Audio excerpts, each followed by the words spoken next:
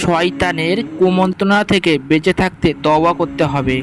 তওবা করে ফিরে না আসা অবধি শয়তানের চক্রান্ত থেকে মুক্তি পাওয়া প্রায় অসম্ভব। যখনই আমাদের দ্বারা গুনাহ সংগঠিত হয়ে যায়, তখনই শয়তান আমাদেরকে আল্লাহ তাআলার রহমত থেকে নিরাশ করে দেওয়ার জন্য প্ররোচনা দেয়। এই বলে ধোঁকা দেয়, পাপ তো করেই ফেলেছিস, এখন তো তোকে জাহান্নামের আগুনে জ্বলতেই হবে। সুতরাং শাস্তি যখন পাবি দুনিয়াতে ইচ্ছে মতো আরাম আয়েশ করে নে। ঠিক আমরাও শয়তানের কুমন্ত্রণায় এখানে আটকে যাই। কোনো একটা গুনাহ করার পর দয়াময় আল্লাহর রহমত থেকে নিরাশ হয়ে যাই। মনে মনে ভাবি, পাপ তো করেই ফেলেছি, এখন তো শাস্তি পেতে হবে।